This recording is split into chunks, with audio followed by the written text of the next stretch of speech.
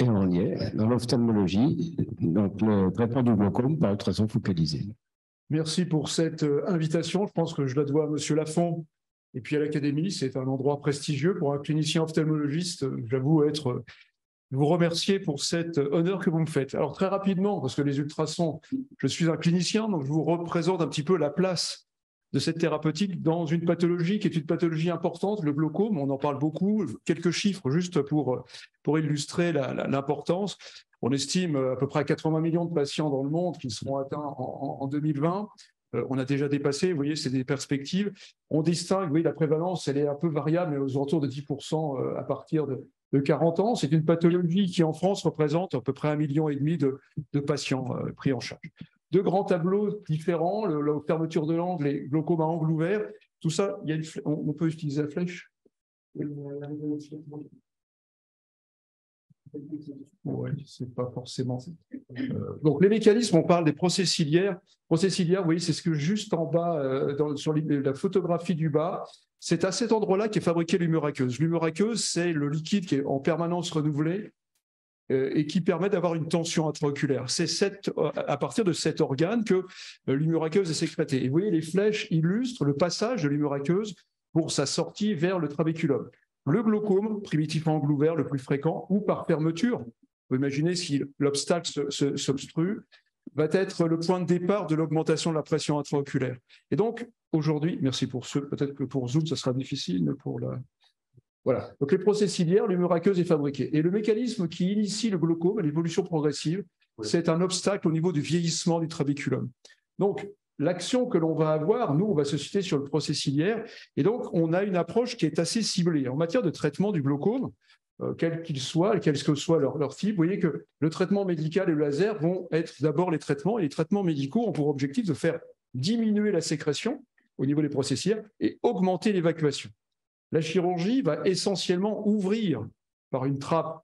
Et les techniques chirurgicales sont nombreuses. Et si elles étaient aussi uniques, si leur nombre fait que nous n'avons pas encore forcément la technique qui nous permet aujourd'hui de dire que le traitement est avant tout chirurgical. Donc vous voyez, les techniques sont très nombreuses. Et la cyclocoagulation ou cyclodestruction, dont je vais vous parler maintenant, se situe un petit peu à la fin, historiquement, à la fin de nos techniques chirurgicales. Pourquoi? Parce qu'elle était réservée à des techniques faites par des lasers qui avaient des effets beaucoup plus dégradants et qui fait qu'on le réservait vraiment au cas, vous voyez, mauvais pronostic quand le reste n'a pas pu être fait ou a déjà été fait sans un résultat satisfaisant. On s'est aperçu, depuis l'arrivée des ultrasons, quelques chiffres, que le nombre de procédures, vous voyez, en France, c'est 900 000 phacoémulsifications pour la cataracte par an en France.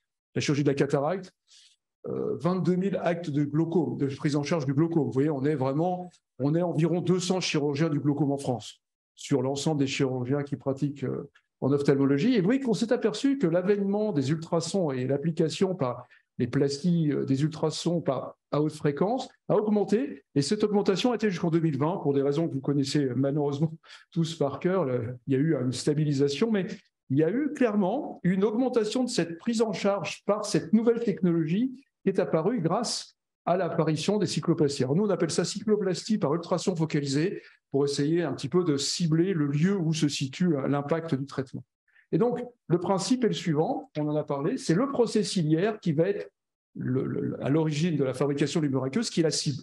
On va donc jouer sur la fabrication par un faisceau d'ultrason focalisé.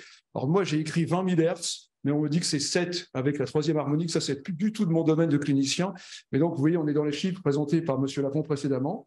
Et ce que l'on va obtenir, et c'est tout l'intérêt et la qualité de cette prise en charge, c'est qu'on va être parfaitement focalisé à l'endroit unique où on veut travailler, à savoir la zone excrétoire, la fabrication sécrétoire du procès ciliaire, sans impact sur le muscle et sans impact sur le cristallin qui est juste à côté, parce que le muscle qui est derrière la zone sécrétoire est à l'origine de la possibilité de l'accommodation par le biais de la zone. Donc le fait que ça soit focalisé, et on va revenir rapidement après comment déterminer la précision, la localisation de ces éléments, et la sonde, elle est calibrée et elle est en fonction de la taille et du calcul de la localisation des procès ciliaires. On aura ainsi la possibilité de traiter soit 40% des procès ciliaires. Ça, c'est la théorie. Je pense que c'est un tout petit peu moins en pratique clinique parce que la coagulation est parfois un petit peu plus limitée, voire 8 zones, et ce qui permettra d'avoir une espèce d'adaptation en fonction de la gravité du glaucome. Et donc, un générateur qui est fourni, qui est relié à la sonde avec un cône qui va se poser sur l'œil. J'insiste sur cet intérêt de la localisation parce que c'est la seule technique qui aujourd'hui nous permet avec certitude de traiter le procès ciliaire. Les autres techniques qui sont des lasers de cyclocoagulation, de destruction, on monte en puissance, on attend l'explosion du procès ciliaire et après, une fois qu'on l'a localisé et déterminé la bonne puissance, on va réduire. Vous voyez que l'effet est déjà aléatoire, mal localisé et surtout en termes de reproductibilité et en termes de précision, on est quand même très, très, très à distance de ce que nous permettent les ultrasons. Donc, ces cônes vont être posés sur l'œil avec la sonde d'émission, avec 6 transducteurs qui sont calibrés pour délivrer exactement là où on souhaite obtenir la phocoagulation, avec du BSS pour que la transmission des ultrasons se fasse dans de bonnes conditions. Je vous passe les détails techniques. Vous voyez qu'on est certain, et ça a été montré, et je vous montrerai quelques images, que la localisation se fait au sein du procès ciliaire, dans la zone sécrétoire, et avec une zone d'efficacité, de température de coagulation bien plus limitée que celle qu'on peut avoir avec des lasers diodes notamment.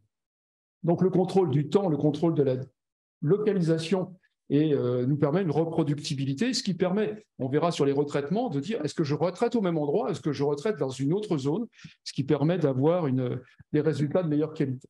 Donc la sonde de thérapie, on l'a vu rapidement. Je pense que je vais passer un petit peu pour que vous ayez la réalisation du geste.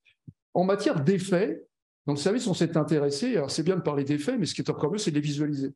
Et donc on a montré qu'avec des ultrasons, enfin des échographies à ultrasons à haute fréquence, on a vu que les procès ciliaires, vous voyez que les procès ciliaires qui sont là, après traitement dans les zones se sont nettement atrophiés, et surtout quelque chose qui était, alors peut-être qu'avec Cyril Lafont, on pourra discuter du collègue mécanique, car il existe une ouverture d'une voie qui est une autre voie d'évacuation, qui est la voie uvéosclérale, qui est dans les muscles ciliaires, qui est une voie qui n'est pas ouverte naturellement, et qui est une autre approche qui permet de court-circuiter le trabéculum qui est obstrué lié à l'âge. Donc vous voyez, donc ça, alors juste...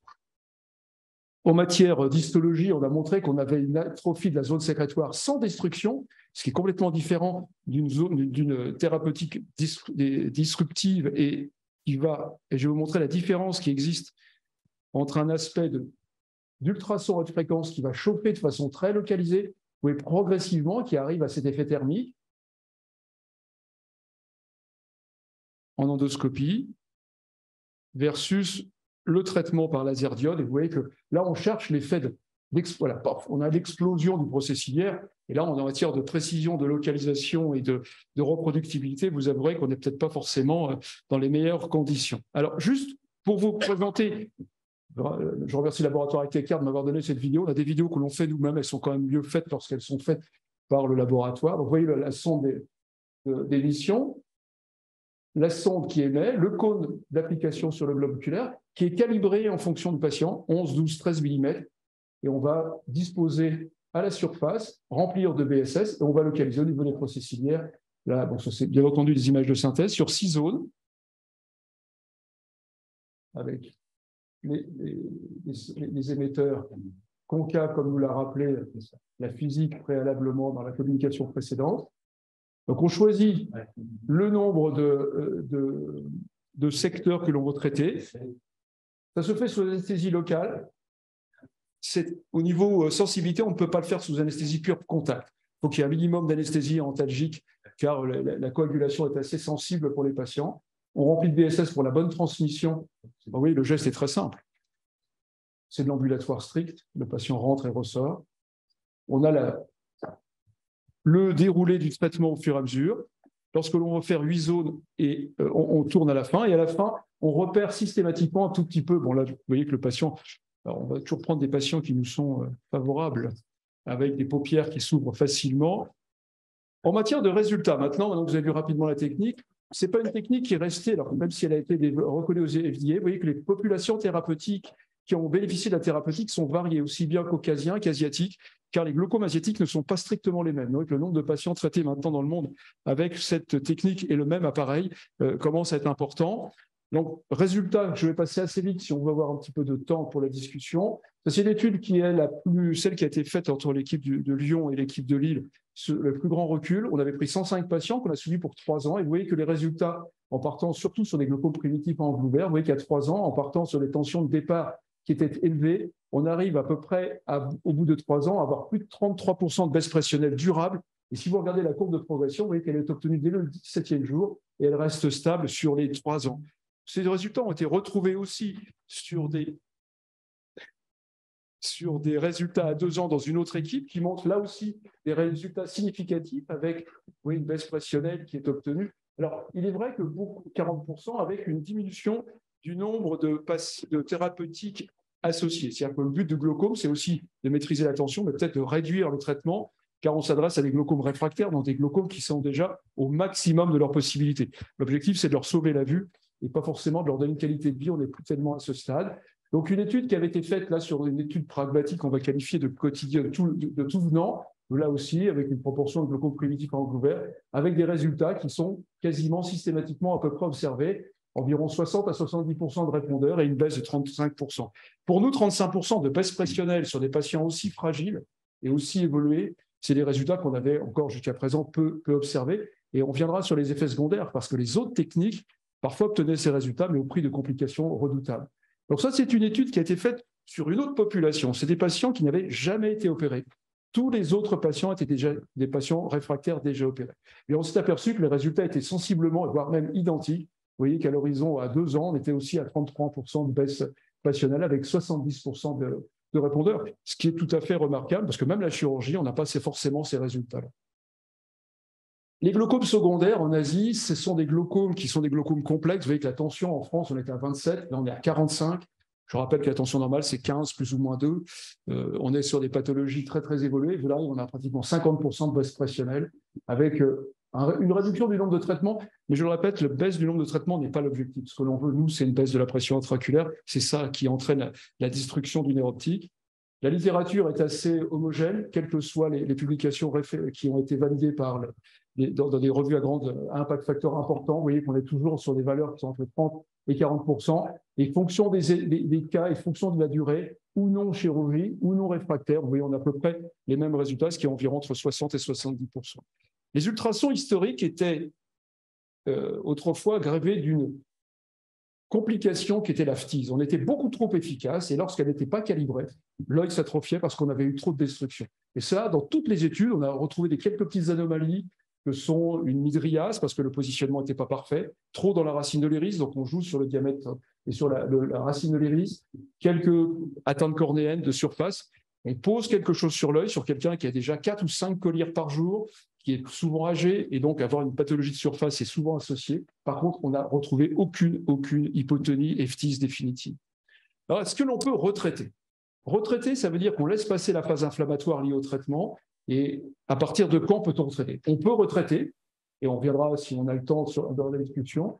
Passer le 3e mois, on peut considérer qu'il n'y a plus aucune. On a des moyens, nous, de doser le nombre de cellules inflammatoires dans la chambre antérieure de l'œil, ce qui nous permet de calibrer, de quantifier la réaction inflammatoire. Lorsque nous l'avions fait, nous, le lendemain, à JA, on n'avait quasiment plus de réaction inflammatoire. La littérature était un peu moins optimiste et on s'aperçoit qu'à partir du 3e mois, on peut considérer que l'on peut retraiter. Il y a plusieurs études qui ont montré que retraiter redonnait une chance aux patients suivants. Ça, c'est une étude italienne qui a montré que sur une quarantaine de patients, lorsqu'on fait un premier passage, on s'aperçoit que sur les 40, 18 ont été efficaces, mais 22 ne l'ont pas été. On retraite les 22, on en regagne 10 qui sont à nouveau considérés comme maîtrisés en termes de pression. Et si on fait un 3e, vous voyez, on arrive encore à avoir une baisse pressionnelle. Donc, traiter n'aggrave pas le risque de phtise, on n'a pas eu de plus de complications. Par contre, si on voit la courbe, on s'aperçoit que globalement, on arrive à plus de 80% des patients après 1, 2 ou 3 traitements. L'étude que nous avions faite, et je vais rapidement terminer sur ces points-là, c'est qu'il y a 2 profils d'efficacité et de retraitement. Soit le patient a eu un bon résultat pendant 3 mois et remonte au bout de 3 mois, probablement une coagulation qui était sur les zones qui se sont remis à fabriquer de l'humeur aqueuse, ou alors aucun effet, et là c'est probablement un problème de positionnement. Donc si on veut, la littérature nous montre que c'est une pathologie qui est reproductible. J'ai vu tout à l'heure dans les premières présentations qu'il y avait une diapositive qui allait reprendre les mêmes critères, c'est-à-dire c'est simple, c'est reproductible, c'est calibré, on peut les refaire. Quelles indications? essentiellement des patients qui ne sont pas ou qui ne sont plus des candidats à la chirurgie, parce que la conjonctive, qui est le lieu de résorption de l'humeur aqueuse après chirurgie, a été trop altérée par les traitements, par le temps, que d'autres qui sont considérés aujourd'hui comme réfractaires, mais pour lesquels certains patients aussi sont totalement intolérants. Alors la base, comment le réaliser? Quelques gestes simples, je passe, c'est plutôt... donc si on veut, c'est une technologie qui a montré maintenant sur le nombre de patients traités et le durée, rien que dans le service, moi, personnellement j'en ai fait plus de 500 avec un recul qui dépasse 4-5 ans, et je veux dire, certains patients multi-opérés traités ont eu cette chance ultime d'avoir ce traitement. Alors, je ne vais pas dire que c'était le traitement ultime, mais c'est une nouvelle approche. Alors, vous allez me dire, pourquoi aussi peu par rapport à la chirurgie? Ça sera peut-être l'objet d'une question, parce que c'est une possibilité d'être tellement calibré et reproduite sur une zone, mais on ne traite qu'une partie du glaucome, on ne traite que la partie sécrétoire et non pas la partie excrétoire, ce qui explique peut-être que ce nombre reste encore limité. Je vous remercie. Merci. Merci beaucoup, René, bien sûr. Vous asseoir là. Parfait. Des questions, des commentaires? C'est impressionnant, ces micro-transduceurs que vous utilisez. C'est pré-réglé ou vous avez un temps de réglage à faire spécifique à chaque patient? On a eu le temps, on a réglé à 6 secondes, maintenant on a 8 secondes, il y a des techniques qui sont sur 10 secondes, mais c'est pré-calibré. C'est-à-dire qu'en fait, la localisation, le temps est totalement automatisé. C'est ma question. Donc ça, on le pose et ça... On termine le nombre de secteurs et on le pose. Il n'y a pas de visée, il n'y a pas de temps de... Pas besoin, parce qu'en fait, la visée se fait en préalable. Lorsque l'on voit le patient en consultation, on localise ses procès ciliaires. Et on le localise par des échographies, UBM notamment, ou OCT, donc les technologies d'imagerie. Et donc, on localise les procès ciliaires.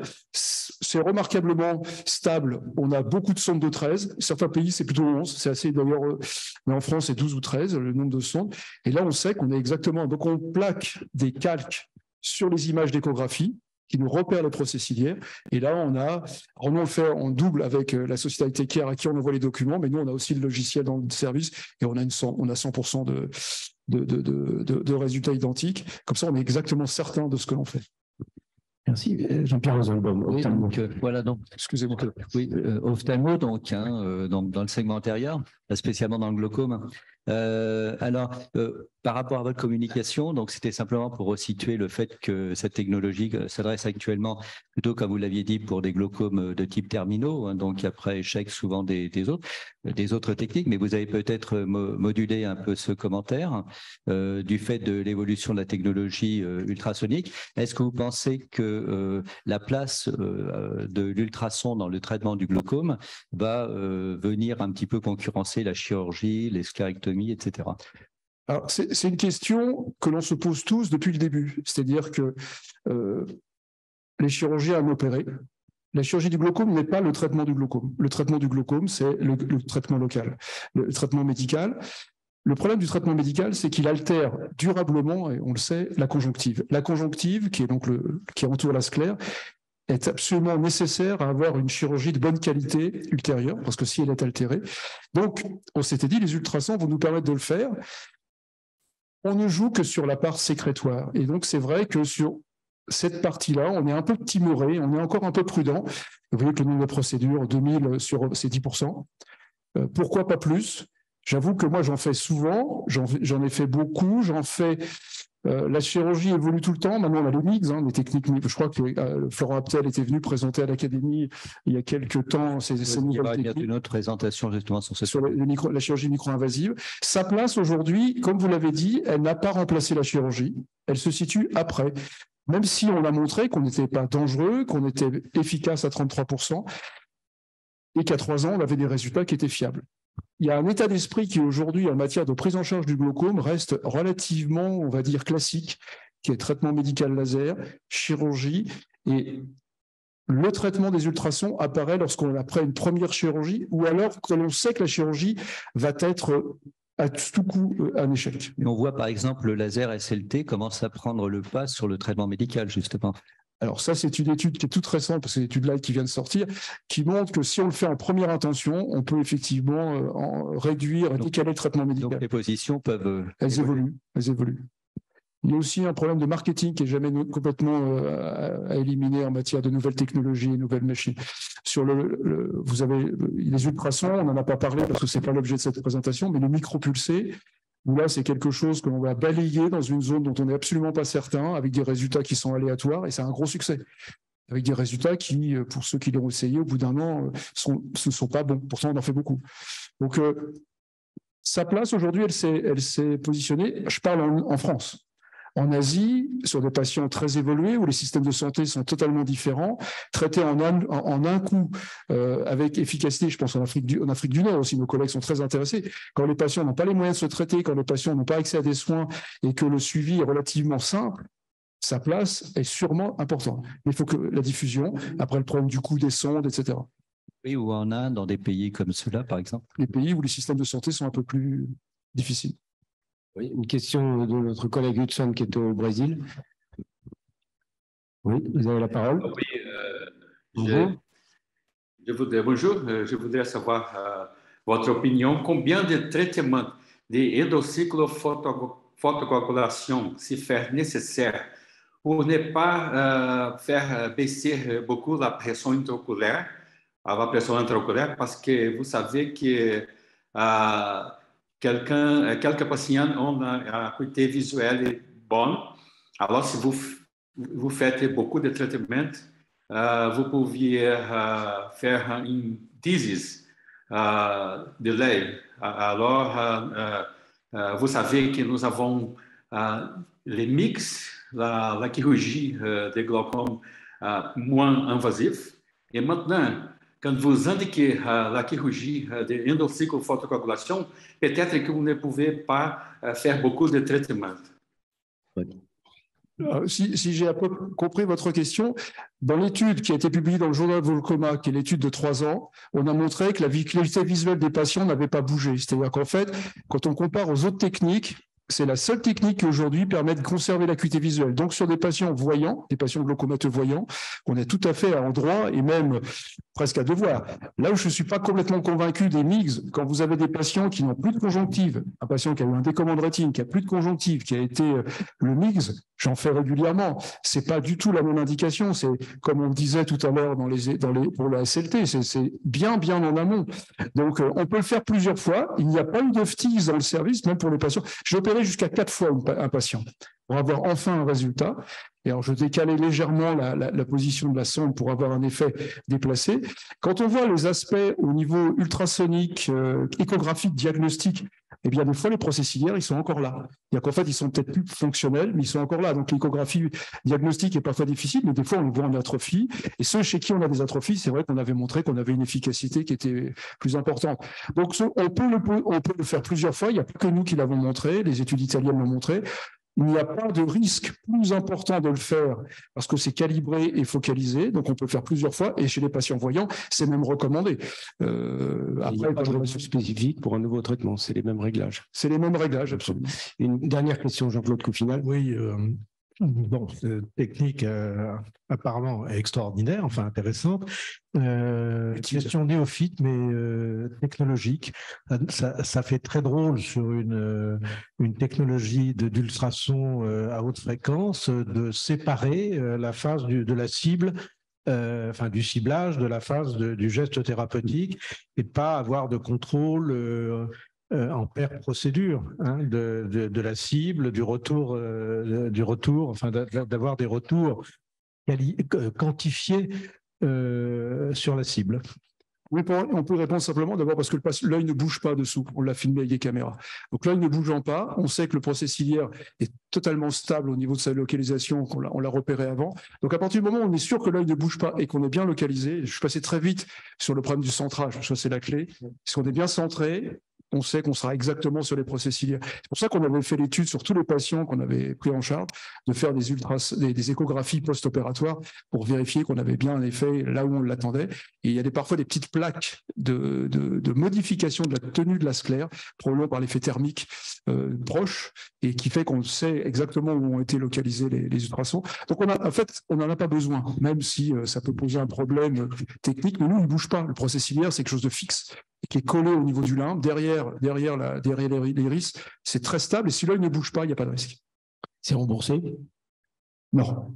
L'acte lui-même, la sonde et l'appareil, ça fait partie des dispositifs, dans les dispositifs innovants. En plus. Alors après, au niveau nomenclature, nous, là, au niveau de la pharmacie de l'hôpital, par un budget qui nous est spécifique pour le nombre de patients à traiter. Mais alors, en libéral, c'est pareil. Par rapport à d'autres techniques comme le mix, par exemple, n'est pas possible en ville, parce que c'est des dispositifs innovants qui ne sont accessibles qu'au CHU. Donc, c'est une limite à la diffusion plus générale. Aujourd'hui, c'est le non-remboursement, parce que la somme est relativement de 400, on est à 400 € à peu près. D'accord. Le générateur, c'est pas le coût, c'est la sonde. Et c'est une sonde à usage unique. Merci beaucoup.